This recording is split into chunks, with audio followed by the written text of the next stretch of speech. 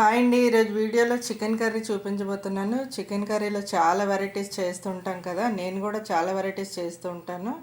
నేను చేసే ప్రాసెస్లోని వెరైటీస్లోని ఇది ఒకటనమాట.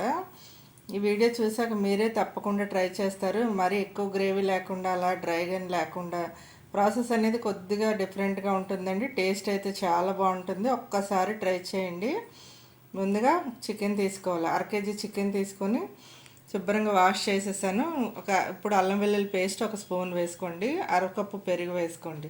ఫ్రెష్గా ఉన్న పెరుగు వేసుకోండి. ఇప్పుడు ఆనియన్స్ వేసుకోవాలి. ఆనియన్స్ ఆయిల్లో వేయించేసాను.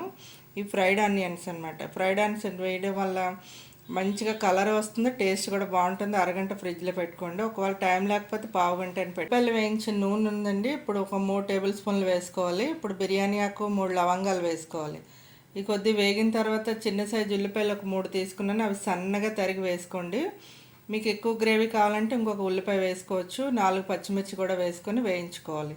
ఇది మంచి కలర్ వచ్చే వరకు వేయించుకోండి. వేయించుకున్న తర్వాత పసుపు వేసుకోండి. చిటికెడ పసుపు వేసుకోండి.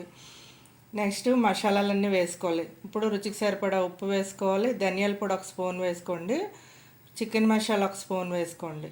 ఇప్పుడు జీలకర్ర పొడి 1 స్పూన్ వేసుకోవాలి. 1 స్పూన్ కారం వేసుకోండి. కారం నేను తర్వాత వేస్తానండి. ఈ ఉల్లిపాయలు స్పైసెస్ అన్నీ వేయడం వల్ల చికెన్ కర్రీ మంచి కలర్ వస్తుంది, టేస్ట్ కూడా చాలా బాగుంటుందండి. చికెన్ వేయించిన తర్వాత మనం వేస్తాం కదా, అలా వేయకుండా ఇలా వేసి ఒకసారి ట్రై చేసి చూడండి. ఇప్పుడు చికెన్ అరగంట నేను ఫ్రిడ్జ్లో పెట్టి తీసాను, అది వేసేసుకోవాలి. ఇప్పుడు లోలో పెట్టేసుకొని ఈ మసాలాలన్నీ చికెన్కి పట్టేలాగా బాగా కలుపుకోండి. మరీ చిదిరైపంపు వరకు కలపొద్దు. ఇప్పుడు సిమ్లో పెట్టుకొని మూత పెట్టి ఉడకనివ్వండి. మధ్య మధ్యలో కలుపుతూ ఉడికించుకోండి. చూసారు, ఆయిల్ అనేది బయటికి రిలీజ్ అవుతుంది, చక్కగా వేగుతుంది అనమాట. నాకు కారం అనేది సరిపోలేదండి, మళ్ళీ 1 స్పూన్ వేసాను. నేను 5 నిమిషాలు వేయించిన తర్వాత మూత తీసి కారం వేసాను.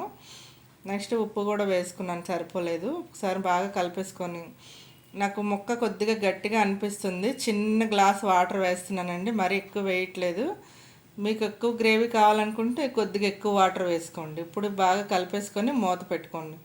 మూత పెట్టి లోలో ఉడకనివ్వండి. 4 నిమిషాల తర్వాత చూడండి, మంచిగా చికెన్ అనేది కుక్ అయిపోయింది.